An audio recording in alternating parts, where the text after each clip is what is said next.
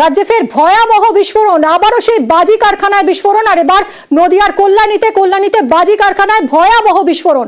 বাজি কারখানায় বিস্ফোরণে 4 জনের মৃত্যুর খবর পাওয়া যাচ্ছে। কল্যাণীর রথতলায় বাজি কারখানা, সেই বাজি কারখানায় বিস্ফোরণ। নিহতরা সকলেই মহিলা বলে দাবি স্থানীয়দের। জনবহুল এলাকায় এই বিস্ফোরণে আতঙ্ক ছড়িয়েছে।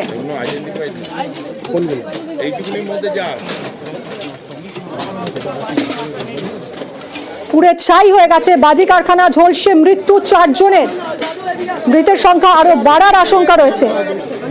ভূপতিনগর, চম্পাহাটি, মহেশতলার স্মৃতি উস্কে ফের বাজি কারখানায় বিস্ফোরণ। নদিয়ার কল্যাণীর ঘটনা। সরাসরি চলে যাব এই ঘটনাস্থলে, রয়েছেন আমাদের প্রতিনিধি রঞ্জিত। রঞ্জিত, এই মুহূর্তে ঠিক কি ছবি?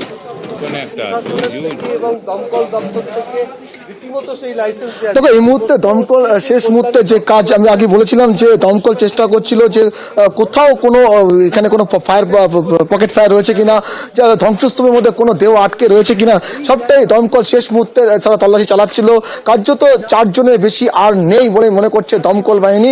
তারা ইতিমধ্যে এই ঘটনাস্থল, তারা যে ধ্বংসস্তূপ সেটা কিন্তু ইতিমধ্যে তারা পরীক্ষা করে দেখেছে। অন্যদিকে একটা অত্যন্ত গুরুত্বপূর্ণ বিষয় যে কার্যত দমকলকে অসহায় দেখা গেছে আজকে, কারণ দমকল বাহিনী তারা ঘটনাস্থলে আসতে পারেনি। আমি কিছুক্ষণ আগে দেখাচ্ছিলাম কতটা দূরত্বের মধ্যে দমকল বাহিনীকে তাদের যে গাড়ি, সেই গাড়ি যে জল ভর্তি যে গাড়ি, সেই গাড়ি দাঁড়িয়ে থাকতে হয়েছে, কারণ গলির মধ্যে বাড়ির উপর দিয়ে আসতে হতো এই কারখানায়, অর্থাৎ বাড়ির মধ্যেই কারখানা ছিল। সেই কারখানা যে ভয়াবহতা, সেই ভয়াবহতায় 4টি মানুষের প্রাণ কেড়ে নিল। কিছুক্ষণ আগেই যে ছবি আমরা দেখাচ্ছিলাম যে পুলিশ রেস্কিউ করছিল, দমকল রেস্কিউ করছিল, ফলে এখনো পর্যন্ত 4 জনের মৃত্যুর খবর রয়েছে, মৃত্যুর দেহ উদ্ধার হয়েছে। অন্যদিকে আরেকজন ইতিমধ্যেই হাসপাতালে আশঙ্কাজনক অবস্থায় চিকিৎসাধীন রয়েছে। প্রশ্ন হচ্ছে একাধিক প্রশ্ন। এই জনবহুল এলাকা 20 নম্বর ওয়ার্ড কল্যাণী পৌরসভার কারো কি নজরদারি ছিল না? কারণ যে দুর্ঘটনা ঘটেছে, যদিও আশেপাশে কোনো বাড়িতে ক্ষয়ক্ষতি সেরকম না হলেও, তবে যে চিত্র, যে ঘটনা ঘটেছে, যে মৃত্যুর সংখ্যা 4 জন, সেখানে আরো বেশি লোক থাকলে হয়তো সংখ্যাটা আরো বাড়তে মনে হচ্ছে। এলাকাবাসী তারা কিন্তু আতঙ্কের মধ্যে রয়েছে। দুপুর 1:30টার সময় যে ঘটনা, সেই বিস্ফোরণ, তার জেরে যে ভয়াবহতা তৈরি হয়, যেখানে একেবারে কম্পন সৃষ্টি হয় গোটা এলাকা জুড়ে, কার্যত আতঙ্কের মধ্যে দিয়ে মানুষকে রয়েছে। এবং তার ঘটনার পর থেকে গোটা এলাকার মানুষ কিন্তু রাস্তায় রয়েছে। একটা আতঙ্কের পাশাপাশি একটা শোকের বার্তাও তৈরি হচ্ছে, কারণ যারা কাজ করতেন প্রত্যেকে এই কারখানায় কাজ করতেন বলে জানতে পারা যাচ্ছে, এবং প্রত্যেকে কিন্তু মহিলা ছিলেন। এবং যে দুপুরবেলা এই ভয়াবহ দৃশ্য আজ কল্যাণীর রথতলায় হলো, এর আগেও কিন্তু বাজি কারখানায় একাধিক জায়গায় বিস্ফোরণের ঘটনা ঘটেছে। ফলে দেখেছি খাদিকুলে ভানুবাগের বাজি কারখানায় বিস্ফোরণের পর সেখানে ভানুবাগ সহ 12 জনের মৃত্যু হয়েছিল। তারপর নবান্নে বৈঠক করলেন মুখ্যমন্ত্রী মমতা বন্দ্যোপাধ্যায়, তিনি প্রেস কনফারেন্স করলেন। তিনি সেখান থেকে বললেন যে অ্যাডমিনিস্ট্রেশনকে সঙ্গে নিয়ে একটা পলিসি তৈরি করার কথা, গ্রিন বাজি তৈরির কথা, এসইজেড এর মতন একটা জোন তৈরির কথা। এই সবই এই নির্দেশিকা, যেখানে খোদ রাজ্যের মুখ্যমন্ত্রী এই নির্দেশ দিচ্ছেন, তারপরেও কি এগুলোর কোনো ইমপ্লিমেন্টেশন হয়নি? আবারও একই ছবি দেখতে হলো আমাদের।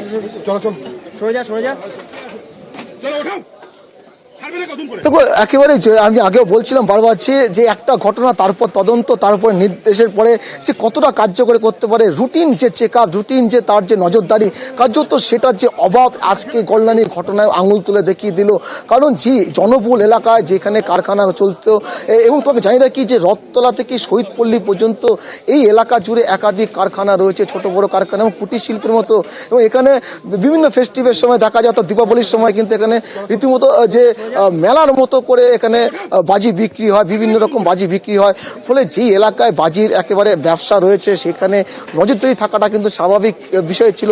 তবে এই যে ঘটনা ঘটলো, তারপরে হয়তো এখন তদন্ত শুরু হবে, ধরপাকড় চলবে। তবে 4টি প্রাণ চলে গেল, আরেকজন মৃত্যুর সাথে পাঞ্জা লড়ছে। কোথাও গিয়ে ঘটনার পরে যখন তদন্ত শুরু হয়, তখন কিন্তু সমস্ত জায়গায় কিন্তু অ্যালার্ট থাকে, সব বন্ধ হয়ে যায়। ফলে এখন প্রশ্ন উঠছে এই ঘটনার পরে প্রশাসন কতটা ব্যবস্থা নেবে। এবং বিস্তীর্ণ এলাকা জুড়ে, যেখানে জনবহুল এলাকা, ছোট ছোট শিশুরা তারা খেলাধুলা করে, সাধারণ মানুষ চলাফেরা করে। আমাদের সঙ্গে থাকো, কল্যাণী পুরসভার 20 নম্বর ওয়ার্ড রথতলা, সেখানে এই বাজি কারখানা, ভর দুপুরে প্রবল আওয়াজ হয়, প্রবল বিস্ফোরণে কেঁপে ওঠে এলাকা। কি বলছেন এলাকার মানুষ? আমরা বাড়িতেই বসেছিলাম, হঠাৎ করে একটা বিকট আওয়াজ এবং ভাইব্রেশন, এবং তার সে আগুনের গোলাটা এমন ভাবে উঠেছে মনে হচ্ছে বাড়ির ছাদ উঠে বেরিয়ে গেছে। এরকম দেখে আমরা যখন দৌড়ে আসি, এসে দেখি যেখানে পুরো ধাওয়া চলছে, আমরা বাঁচতে পারিনি। মোটামুটি 4-5 জন ছিল, একজনকে বের করে 4 জনকে আমরা পরে বডি বের করা হয়। অ্যাকচুয়ালি এই জনবহুল এলাকায় কারখানা হওয়া উচিত না। এতদিন কোনো ঘটনা বলতে এটাকে আমরা সেটা পুলিশ তারা আতঙ্কেই আছি যে এই ঘটনা পুনরাবৃত্তি আরো হতে পারে। ঘন জনবসতির মধ্যে একেবারে কুটির শিল্পের মাঝি কারখানা বন্দোবস্ত প্রয়োজন। অগ্নি নির্বাপক ব্যবস্থা তো ছেড়েই দিন, হাইলি ইনফ্লেমেবল জিনিস থাকে এই সমস্ত কারখানায়, সেখানে এই দাহ্য বস্তু ডিল করার জন্য তা জল দিয়ে আগুন নেভাচ্ছেন, টিউবওয়েল থেকে জল নিয়ে। দমকল ঢোকার রাস্তা পর্যন্ত নেই, রাস্তা এতটাই সরু, ঘন জনবসতি, তার মধ্যে সব রকম নিয়মকানুনকে বুড়ো আঙুল দেখিয়ে এই বাজি কারখানা গড়ে উঠেছিল। রঞ্জিত, এই রাস্তা সরু হওয়ায় দমকল ঢুকতে পারেনি, দমকলের সবচেয়ে ছোট গাড়ি যেটা সেই গাড়িও ঢুকতে পারেনি, অর্থাৎ কোন রকম নিয়ম কানুনের তোয়াক্কা করেনি এই কারখানা।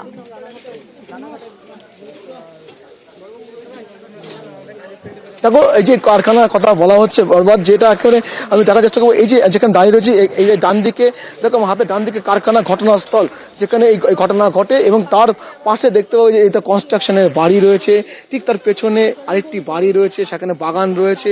ফলে পরপর যে এলাকা জুড়ে পুরো ঘর বাড়ি রয়েছে, সেই এলাকায় এই কারখানা চলতো এবং এই কারখানাতে এতগুলো মানুষ কাজ করত। কিভাবে এখানে কাজ হতো কারো কি নজরে আসেনি। ফলে যে ঘটনা ঘটেছে, সেই ঘটনা ঘটার পরে আমি তোমাকে আরেকটু দেখার চেষ্টা করবো যে এই যে আমি বাগান দিয়ে হাঁটছি, এটা কিন্তু কারখানার পাশে একটি বাড়ির বাগান। সেই বাগানের মধ্যে দিয়ে যাতায়াত করতে করতে দেখো এখানে আরেকটি বাড়ি রয়েছে, এই পাশ দিয়ে রাস্তা রয়েছে, পেছনে আরেকটি বাড়ি রয়েছে। আশেপাশে পুরো এলাকা জনবহুল এলাকা, বহু মানুষের বসবাস। রথতলা এলাকা জুড়ে বিভিন্ন জায়গায় মানুষের বসবাস যেমন রয়েছে, পাশাপাশি এখানে কিন্তু বাজির কারখানাও চলে একাধিক জায়গায়। ফলে রথতলার মতো জায়গায় সেখানে নজরদারি থাকবে না প্রশাসনের, সেটা নিয়ে কার্যত একেবারে প্রশ্ন যেমন উঠছে, যেমন আজকের ঘটনা নিয়ে গোটা এলাকার মানুষ যেমন আতঙ্কগ্রস্ত রয়েছে। তবে প্রশ্ন উঠছে যে এতদিন ধরে এই সমস্ত কারখানাগুলো চলতো, তারা কি কেউ দেখতে পায়নি কারখানাগুলো কে বা কারা চালাতো? এতগুলো মানুষের প্রাণ চলে গেল, সেখানে পুলিশি নজরদারি, প্রশাসনের নজরদারি কোথাও গিয়ে কি খামতি ছিল, সেটাই কিন্তু প্রশ্ন উঠছে এই মুহূর্তে। একদমই রঞ্জিত, তুমি তো ট্র্যাক করছি, তোমার থেকে আরো আমরা আপডেট নিতে থাকবো। দমকল কর্মীদের প্রবল বেগ পেতে হয়েছে, কারণ রাস্তা এতটাই সরু যে দমকলের একেবারে ছোট গাড়ি, যেরকম জানাচ্ছিলাম আপনাদের, সেই গাড়ি পর্যন্ত ঢুকতে পারেনি। জলের কোনো বন্দোবস্ত নেই, বাধ্য হয়ে টিউবওয়েল থেকে জল নিয়েই আগুন নেভানোর কাজ সারতে হয়েছে দমকল কর্মীদের। ঢুকতে বলেন না কেন? এটা হচ্ছে রাস্তা আপনাদের খুবই ন্যারো, হ্যাঁ, ন্যারোর জন্য আমাদের ফায়ার টেন্ডার ঢুকতে পারেন। এটা কিন্তু আমাদের সব থেকে ছোট টেন্ডার, এর থেকেও কিন্তু আমাদের 10 চাকাও আছে, 16 চাকা আছে আমাদের কিন্তু গাড়িটা ওয়াটার টেন্ডার, কিন্তু এটা সব থেকে ছোট, এটাই নিয়ে আমরা ঢুকতে পারলাম না। কি সমস্যাটা কি হয়েছে? রাস্তা ন্যারো রোড, সেই হিসাব করে বালতি দিয়ে জল নেভাতে হলো। কোথায় সমস্যা তৈরি হলো? একটা বড় সড়ো সেটা চিত্র উঠে আসলো। দেখুন, গাড়ি না ঢুকাতে বললে কি করবো এখন বলুন? ঠিক আছে, ঘটনাস্থল থেকে দমকল বাহিনীর দপ্তর তো একেবারেই কাছে, আপনি টাইম মতো পৌঁছেছিলেন? আমাদের বলা, আমরা একটা ফায়ার স্পট থেকে এসেছি এখানে। কিভাবে আগুন লাগলো পরে প্রাথমিক মনে করছেন? প্রথম কি যে ম্যানুফ্যাকচারিং আপনারা দেখতেই পাচ্ছেন, র ম্যাটেরিয়াল, গন্ধক রয়েছে, তারপরে সোডা রয়েছে। এই ট্রেড লাইসেন্স ছিল কিন্তু কারখানার অনুমোদন ছিল না। কল্যাণীর পুর প্রধান নীলিমেশ রায়চৌধুরী তিনি এরকমই দাবি করছেন, শুনুন তার বক্তব্য। দেখুন, আমরা বলবো যে এটা তো কারখানা বলে এর নয়, এর অনুমোদন নেই কারখানা বলে। আমি যা শুনলাম এটা এর ট্রেড লাইসেন্স, ট্রেডিং এর জন্য, ব্যবসা করার জন্য এর লাইসেন্স আছে কম্পিটেন্ট অথরিটির থেকে নেওয়া। সেটা নিতে গেলে তো ফায়ার ব্রিগেডের এনওসি লাগবে, পুলিশের এনওসি লাগবে। তো সেই জায়গাগুলো আমরা অনুসন্ধান করব তারা নিয়েছিল কিনা, বাকি বৃত্তান্ত। আমরা কখনোই এই জায়গাতে বাজি কারখানা, বাজি করা, বাজি বিক্রিকে সমর্থন করি না। পুলিশ প্রশাসনের সাথে কথা বলছি, কারণ পুলিশ প্রশাসনের সম্পর্কে জ্ঞাত আছে কি পুলিশ কি স্টেপ নিয়েছিল আগে। প্রথমেই পৌরসভা তদন্ত করবে তার নিজের প্রশাসনিক স্তরে।